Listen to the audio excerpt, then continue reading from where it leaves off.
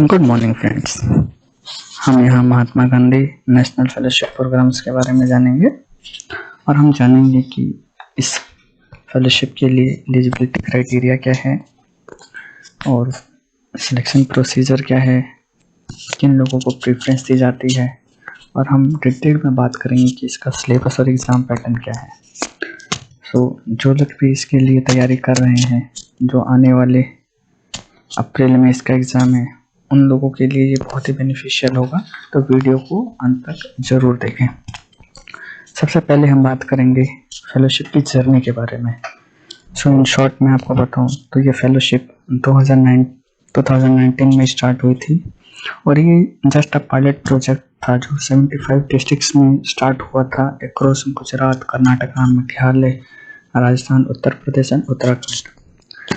और इस फेलोशिप में मेरे साथ मेरे कुछ दोस्तों ने भी इस फेलोशिप को लिखा था और ये एक 2 ईयर प्रोग्राम है, जैसा कि आप सभी जानते हैं, जो कि स्किल डेवलपमेंट को बूस्ट अप करता है डिस्ट्रिक्ट लेवल पे।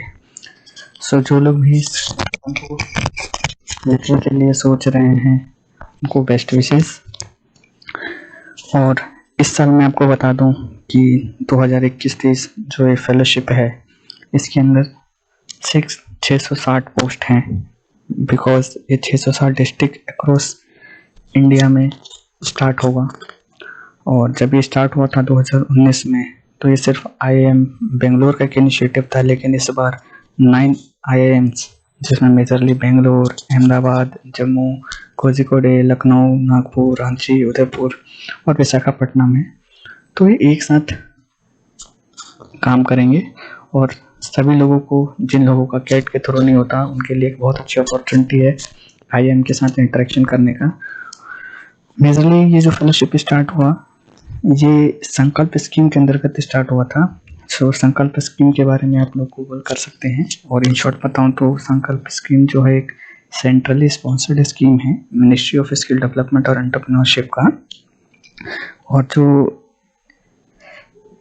This is an outcome focus scheme. Okay, तो जो ये फेलोशिप है ये संकल्प स्कीम के अंतर्गत ही है। और अब हम बात करें कि इम्पोर्टेंट डेट्स क्या हैं ये महात्मा गांधी नेशनल फेलोशिप्स की, तो मे भी आप सभी अवेयर होंगे। जैसा कि आप सभी जानते हैं कि 13 फेब को रजिस्ट्रेशन ओपन हो गई हैं और 27 मार्च इज लास्ट डेट जब रजिस्ट्रेशन बंद हो जाएंगी। और एडमिट कार्ड जो है वो फर्स्ट वीक ऑफ अप्रैल में आएगा और test dates 3rd week of April में है और results last week of April में आ जाएंगे। उसके बाद जिन लोगों का भी सिलेक्शन होगा उनको पर्सनल इंटरव्यू और केस स्टडी एनालिसिस के लिए मई के 2nd to 4th वीक में बुलाया जा सकता है। और उसके बाद जो उन लोगों का भी फाइनली सिलेक्शन होगा वो मिड जुलाई से ज्वाइन करेंगे नए एम्स को। तो अब हम आगे बात करते हैं कि एलिजिबिलिटी क्राइटेरिया क्या होने वाला है। तो सबसे पहले तो 21 to 30 ईयर्स की एज लिमिट होनी चाहिए। आप एक इंडियन सिटीजन से वही इस फेलोशिप के लिए अप्लाई कर सकते हैं। साथ ही वो कोई भी कैंडिडेट इसके लिए अप्लाई कर सकता है जिसने ग्रेजुएशन कंप्लीट कर ली है, चाहे वो इंजीनियरिंग से हो या लॉ से हो, मेडिकल से हो, सोशल साइंस से हो या पोस्ट ग्रेजुएट, जो भी एलिजिबल है वो अप्लाई कर सकता है। और इसके अंदर उन लोगों को पहले प्रेफरेंस दी जाएगी जिसके पास at least 3 year of work experience है। और मेजरली जो लोग NGO सेक्टर या नॉन प्रॉफिट सेक्टर से आते हैं उन लोगों को प्रेफरेंस दी जाएगी। और हम इसमें बेनिफिट और स्टाइपेंड की बात करें, अगर आपका सिलेक्शन हो जाता है तो स्टार्टिंग के फर्स्ट ईयर पर मंथ आपको 50,000 रुपये मिलेंगे and second year you will get like 60,000 per month. Skill सीखने के साथ साथ एक अच्छा स्टाइपेंड भी हमें मिल रहा है। और एट लास्ट जब आप 2 साल कंप्लीट कर लेंगे तो आपको पब्लिक पॉलिसी एंड मैनेजमेंट के अंतर्गत IIM के थ्रू एक सर्टिफिकेट भी मिलेगा। और अब हम बात करते हैं सिलेक्शन प्रोसीजर की। जो सिलेक्शन प्रोसीजर है वो आपका जो कह लीजिए 2 स्टेप्स में है। तो जो पहला स्टेज, जैसा कि आप सभी जानते हैं कि रिटन एग्ज़ाम होगा, तो जो रिटन एग्ज़ाम होगा वो मेजरली कैट का जो पेपर होता है उसी की बेसिस पे सिमिलर होता है, जिसके अंदर मेजरली जनरल अवेयरनेस आती है, क्वांटिटेटिव एबिलिटी आती है, डाटा इंटरप्रिटेशन और लॉजिकल रीजनिंग आती है, वर्बल एबिलिटी और रीडिंग कॉम्प्रिहेंशन आता है। तो मैं क्या सजेस्ट करूँगा आपको कि लास्ट 6 मंथ की जीके तो आप करके जाइए ही जाइए। और अगर आप साइंस बैकग्राउंड से हैं तो आपके लिए बहुत हेल्पफुल होगा कि आप 10th तक की जो मैथ्स है वो देख के जाएं। और अगर आप एसएससी सीएचएसएल की प्रिपरेशन कर रहे हैं तो आपके लिए बहुत ही अच्छी अपॉर्चुनिटी है, बिकॉज सेम चीज़ इधर अप्लाई हुई।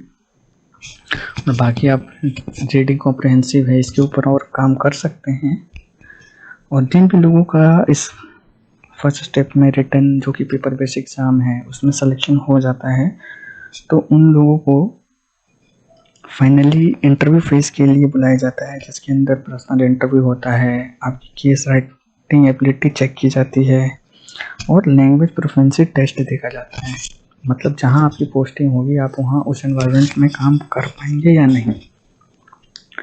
और हम अगर अब आगे बात करें कि प्रेफरेंस किन को दी जाएगी, तो सबसे पहले तो प्रेफरेंस उन लोगों को दी जाएगी जिन लोगों ने पहले MCQ based entrance exam clear कर लिया, इंटरव्यू निकाल लिया, और थर्ड इज जिनके पास कम से कम 3 साल का वर्क एक्सपीरियंस है। लेकिन हम ये नहीं कह रहे कि जिनके पास वर्क एक्सपीरियंस नहीं है उनका सिलेक्शन नहीं होगा। अगर आप में कमिटमेंट है, पैशन है कि आप रूरल डेवलपमेंट में, स्किल डेवलपमेंट में देश के लिए कुछ कर सकते हैं, स्वयं के लिए कुछ कर सकते हैं, तो ऑफ कोर्स आपका सिलेक्शन तय है। आपको इसके अंदर कॉन्फिडेंट रहने की ज़रूरत है और सामने जो इंटरव्यूअर होगा उसको दिखाना है, आपको अपनी एबिलिटी दिखानी है कि नहीं आप एक चैलेंजिंग एनवायरनमेंट में जाके काम कर सकते हैं सेल्फ के लिए, सोसाइटी के लिए। और ये आप दिखा सकते हैं कि नहीं आप डेडिकेटेड हैं, हार्ड वर्किंग हैं, आप इनिशिएटिव्स लेते हैं सेल्फ के लिए, सोसाइटी के लिए, कंट्री के लिए।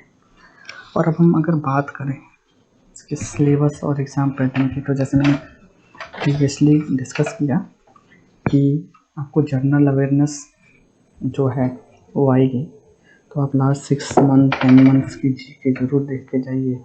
और मैं ज़्यादा फोकस करूँगा कि आप जो भी स्कीम्स आई हैं स्किल डेवलपमेंट की वो ज़रूर देख के जाइए, जो गवर्नमेंट ने जो भी नई पॉलिसीज़ बनाई हैं। अपार्ट दिस आप Indian economy, geography, history, polity, ये सब पब्लिक एडमिनिस्ट्रेशन, इन सब से रिलेटेड जो चीज़ें हैं, जो भी जीके है वो तो पढ़ के जाइए। और मॉडर्न हिस्ट्री हो गई, इन चीज़ों पे भी ज़्यादा फोकस कीजिएगा।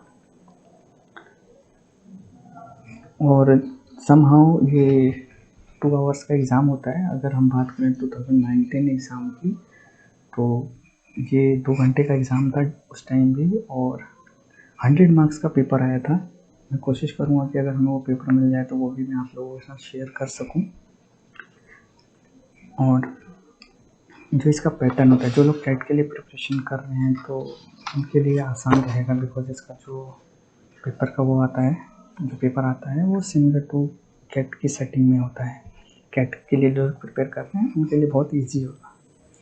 और इसके अंदर हर सही क्वेश्चन करने पे आपको 3 नंबर मिलते हैं और नेगेटिव मार्किंग है, तो तुक्का ना लगाइएगा, क्योंकि हर एक इनकरेक्ट आंसर के लिए 1 नंबर आपके कटते भी हैं।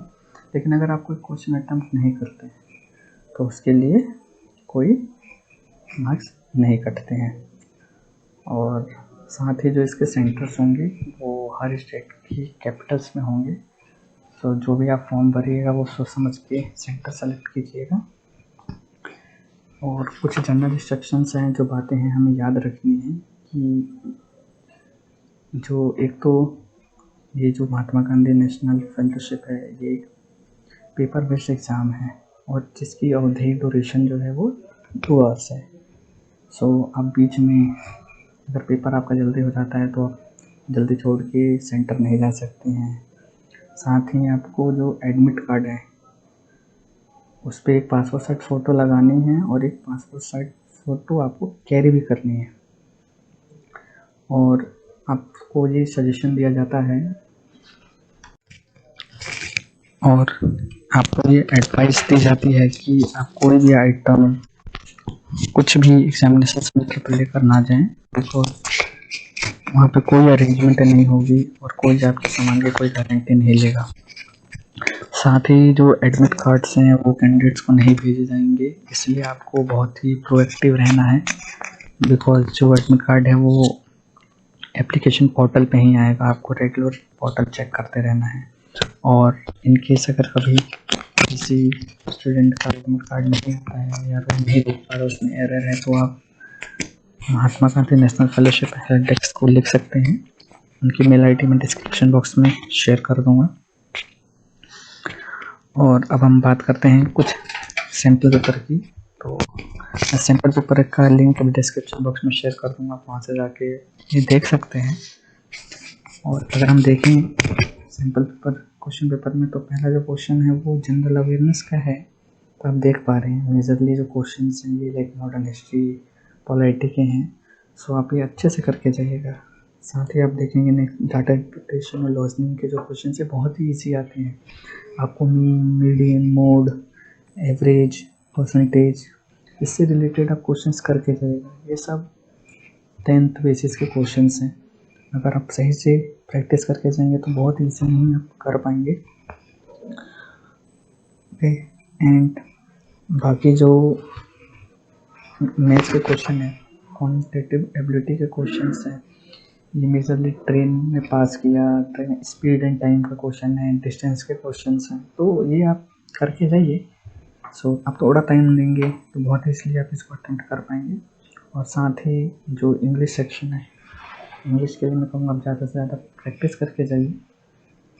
और मैं कोशिश करूँगा कि लास्ट ईयर का पेपर, 2019 का पेपर हुआ था, अगर वो हमें मिल जाता है, हम ढूंढ रहे हैं, कोशिश करें अगर वो मिल जाता है तो हम जल्द से जल्द आपस में शेयर करेंगे उसको।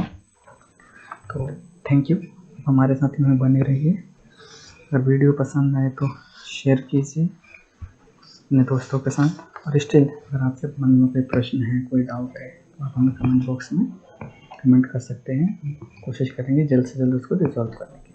Thank you.